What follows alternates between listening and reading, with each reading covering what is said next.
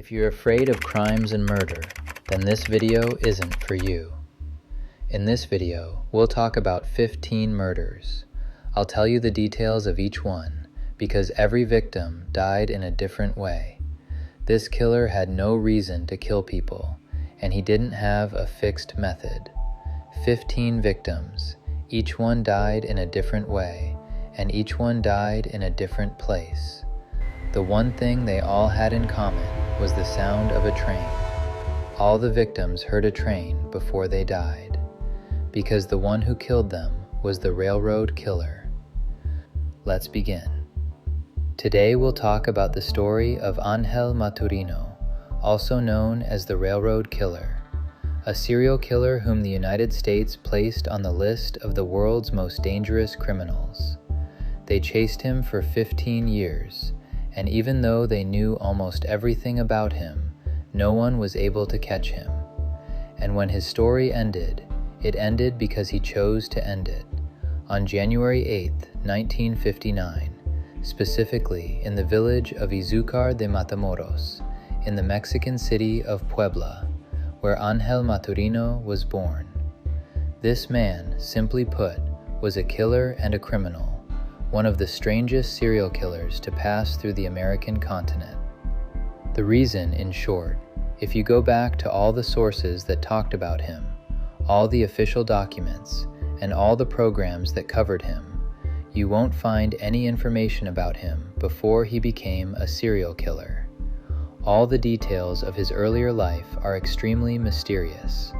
There's nothing that explains why he became a criminal, or even, for that matter, who his father and mother were, or how he lived. Most sources said he was a child with unknown parents, who lived his whole life on the streets of Mexico with no provider. His name isn't even recorded in Mexican orphanages, meaning there are no official records proving his identity. Other sources say he grew up in an orphanage, but because of his criminal record, no one went back to confirm that story. The most famous and most logical version is that he was raised in a house for foundlings by a man who used children for begging and theft.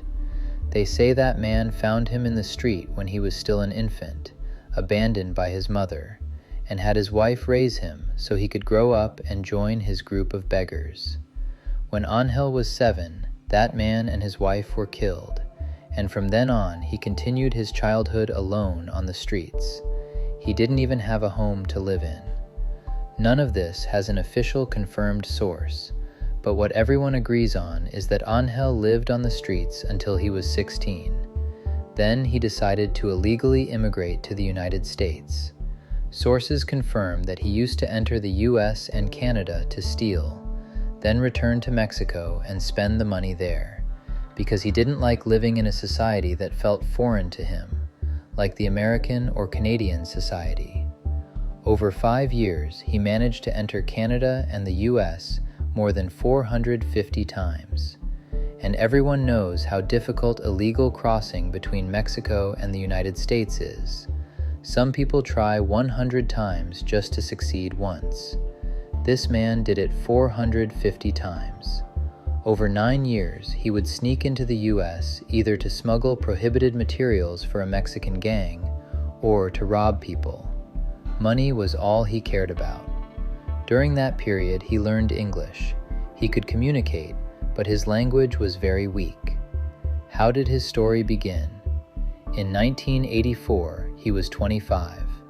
A dispute broke out between him and the person who supplied him with illegal materials. The dispute escalated, and by accident, Ángel shot him. He had no choice but to flee immediately. It was better for him to leave Mexico entirely. The man he shot didn't die, but in Mexico at that time, something like that couldn't pass normally, especially with unusually strict border enforcement. He found no way out except to escape by train. The good news: Ángel escaped and entered the United States by train. The bad news: the train he escaped on was loaded with pigs. The way he boarded was that he would hide about 100 to 200 meters past the station, and once the train started moving, when it was still slow and hadn't reached full speed, he would wait for it to pass, run, and jump onto any carriage. By coincidence, that train was carrying pigs. When he jumped into one of the cars, he found himself among them, and literally a hair's breadth from death. The harmful gases and filth inside that car were enough to kill an elephant. The trip lasted 6 hours. As soon as the train crossed the border, Ángel jumped off. He said, "Anywhere I land is fine. The important thing is to get away from that smell." He hit the ground from exhaustion and shortness of breath and didn't move, lying there until the next morning. When daylight came, he walked to the nearest village, ate and drank, and got himself together. By chance, while walking, he saw a young man and a young woman sitting on the sidewalk using illegal substances. He sat with them, met them, and spent a great day with them. Ángel told the girl he'd be gone for a bit and would come back, promising to give her a day of a lifetime. Without her boyfriend, the guy sitting with them, knowing, Ángel went down to the main road and waited until a young man on a motorcycle passed. He stopped him and stabbed him 3 times in the chest, killing him immediately. He tossed the body to the side of the road, took the motorcycle, went back to the girl who was waiting, picked her up, and they drove around all day. The girl told him many things. She said her boyfriend had black magic on him, that he was suffering because of it, and that he was harming her. She said he beat her and abused her constantly, but she had to stay with him because no one else could protect her. That girl changed the course of the entire trip, because while under the influence, she told Ángel she hated Mexicans, and that they were the reason most Americans were suffering. She said she was American, and if she ever became President of the United States, she would kill all immigrants, because the country would be better without them.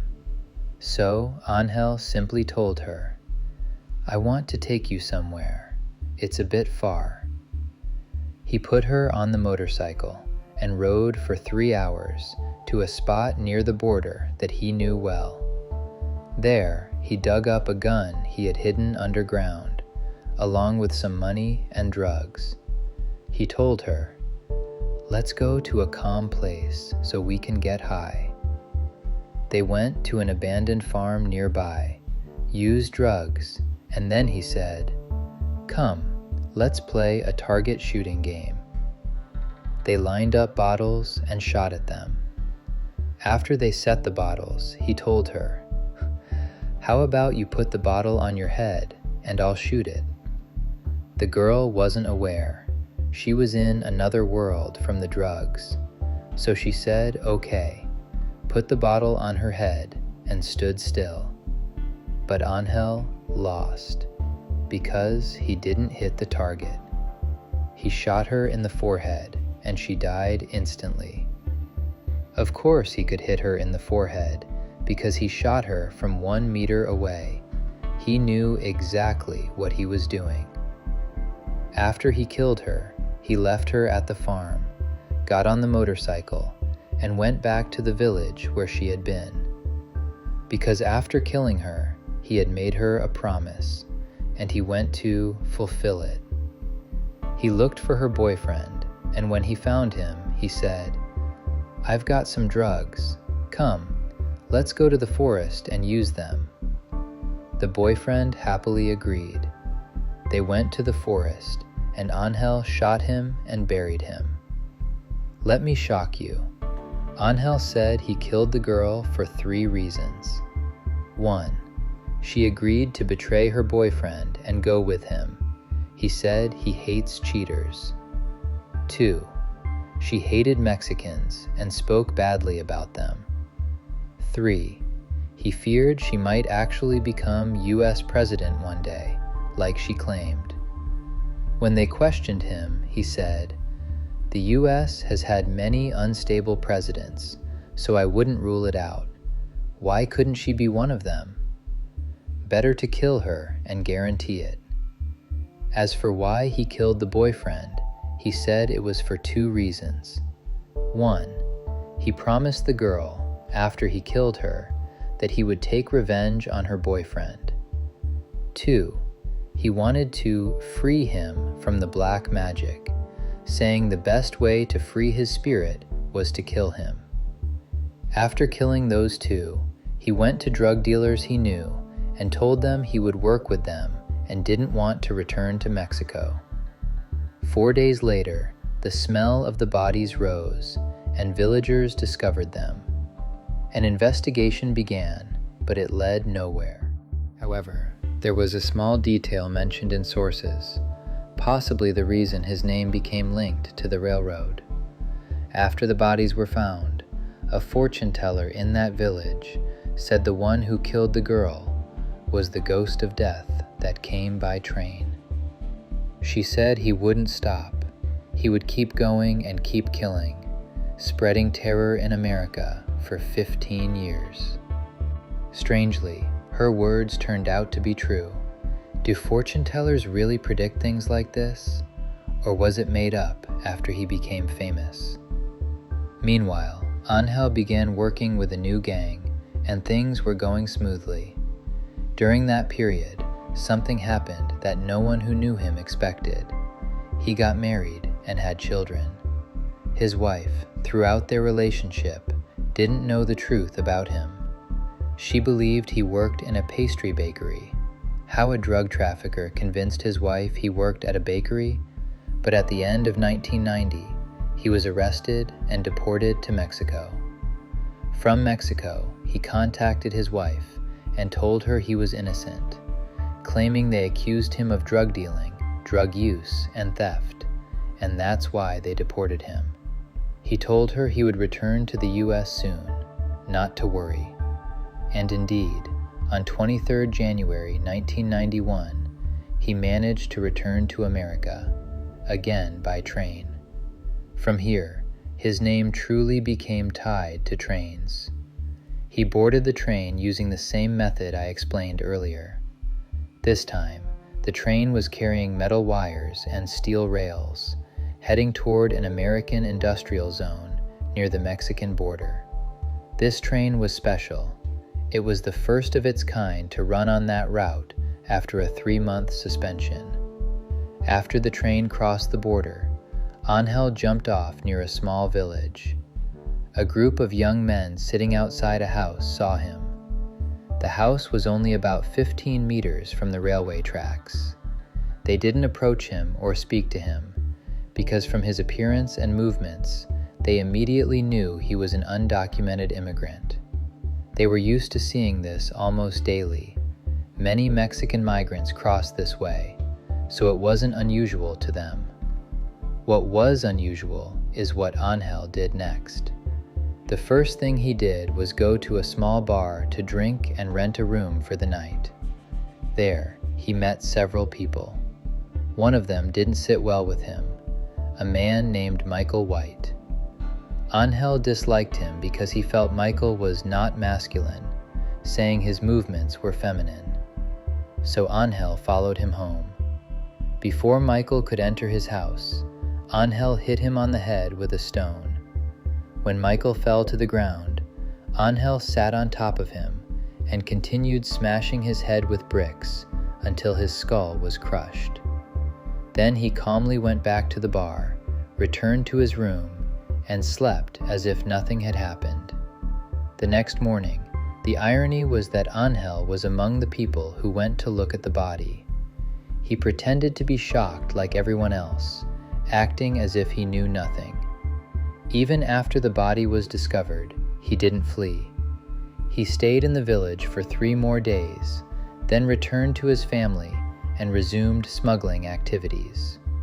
During this period, he decided to start a new line of work: human smuggling from Mexico into the United States. He invented several methods. He dug tunnels near the border fence, But the strangest method was this. He would take migrants to the top of a hill near the border, put them inside a tire, and roll them downhill into U.S. territory. The reason was simple. U.S. Border Patrol vehicles were constantly moving back and forth. Tunnel crossings were quickly discovered, but a rolling tire didn't attract attention. The method worked surprisingly well. Many migrants entered this way. Some suffered broken bones and injuries, but many succeeded. Despite all this, Ángel himself preferred crossing by train. On January 12, 1997, Ángel decided to cross the U.S. border by train again. This time, he was accompanied by a 21-year-old man named Bragg Zief. Bragg was American. He had fled to Mexico after killing someone in the U.S., but after only 20 days, he realized life in Mexico was impossible for him. He wanted to return, but couldn't cross legally. He would be arrested immediately. So he asked Ángel to smuggle him back. The best method, according to Ángel, was the train. While riding together, Ángel discovered that Bragg was carrying $15,000. Ángel joked, saying it was impossible for someone so young to have that much money. Bragg casually pulled out the cash and showed him. At that moment, Ángel knew he would kill him. He couldn't use a gun. If he fired, the train would stop and he'd be discovered. The cargo car had no tools suitable for killing. Ángel climbed onto the roof of the car and found an old metal pipe.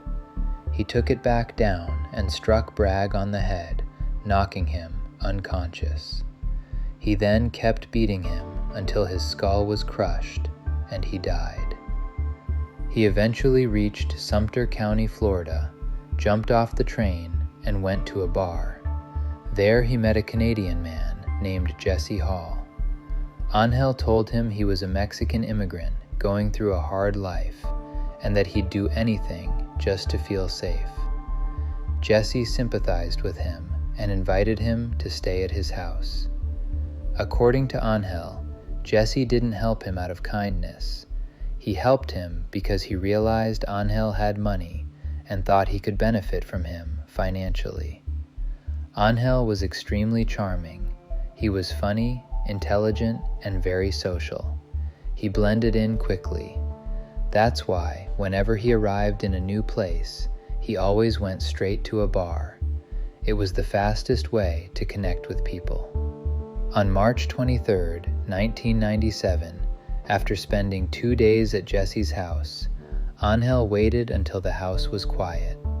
He took a knife from the kitchen, entered Jesse's bedroom, and stabbed him 28 times in different parts of his body. While stabbing him, Ángel realized Jesse's wife wasn't in the room. He heard the bathroom door open.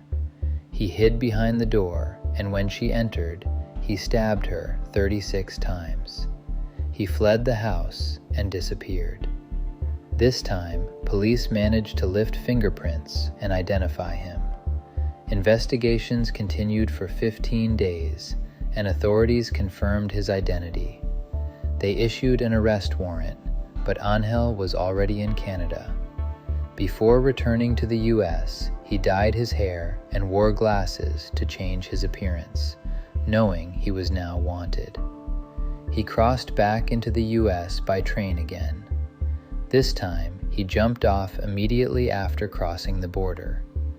Coincidentally, he landed directly in front of 2 university students walking near the tracks: Christopher Meyer, 21 years old, and his girlfriend, Holly. They were terrified seeing a man jump and roll off a moving train. Ángel approached Christopher and told him, "Pretend you didn't see me. It'll be better for you." Christopher stayed quiet. After Ángel walked a few steps away, he stopped and thought, why not go back and kill them, just in case they talk? He returned holding a 20-kilogram stone and smashed Christopher's head with it, killing him instantly. Holly fought back and managed to escape after a long struggle that left her with broken ribs. Holly became the only survivor of Angel's crimes, the sole living witness who confirmed that the railroad ghost was real. She later appeared in multiple TV programs and 3 documentaries. After this, authorities increased the reward for information leading to Angel's capture to $125,000, but nothing worked. Ángel constantly changed his appearance and left no official trail. On October 4th, 1998, Ángel escalated again. He boarded a public train, moved from city to city within Florida, and jumped off near a house belonging to an 81-year-old woman named Levy Mason. He didn't intend to kill her. His goal was to torture her and let her live as a witness to increase his fame. But she couldn't endure the torture and died. Ángel beat her with a hot iron and continued until her head separated from her body. He later said this was the most pleasure he had ever felt in his life. After this murder, the reward was raised again. Still, no one caught him. On December 17, 1998, Ángel was stopped by police before reaching the border. He was taken to a station, processed, and handed over to Mexican authorities. They didn't question him. He had altered his appearance and carried fake identification. He returned to Mexico, completed a deal, then crossed back again, this time clinging underneath the train. He had perfected this method after studying decommissioned trains in Florida. He discovered a narrow space between the wheel axles where he could lie flat, protected by a circular metal housing. He tested it multiple times and confirmed it was survivable. Using this method, he crossed the border many times. The hardest part was the noise, vibration, oil fumes, and burning metal smell, but it worked. Eventually, he murdered a university doctor named Claudia Benton, strangling her near a train station, dismembering her body, and deliberately leaving fingerprints everywhere to spread fear. After that, rail service between Mexico and the U.S. was temporarily shut down. He then returned to his family to rest. On May 2nd, 1999, he boarded a train as a normal passenger, jumped off near a village, and mistakenly entered a church property. Behind it was the bishop's house. He killed the bishop with a hammer and murdered his wife as well. He wrapped parts of her body in plastic and labeled them "New Gift." On his way back home, police stopped him by coincidence. They released him 2 hours later. He had legal Mexican ID and appeared harmless. A month later, he killed a 26-year-old teacher, then a 73-year-old woman, both near railway tracks. One victim was killed by forcing an apple into her throat. After that, he vanished for 6 months. By his own words, he was tired of killing and needed family peace. After 15 years of investigation, authorities finally identified his real name, Ángel Maturino Reséndiz. Through his sister, negotiations began. Ángel agreed to surrender on the condition that he not receive the death penalty. After a month of negotiations, he turned himself in on December 13, 1999. His trial lasted 5 years. Public pressure was massive. On December 18, 2005, he was sentenced to death despite legal controversy. Before execution, he said, "I will die, but I will return. Next time, I won't ride trains. I'll walk the streets of America and kill more." On March 28, 2006, Ángel Maturino Reséndiz was executed by lethal injection. The U.S. Department of Justice released a statement saying, "The victims may finally rest. The most dangerous criminal of the century has met his end." This was today's story. If you're interested in stories like this, let me know your thoughts in the comments. This is Fadi. See you next time.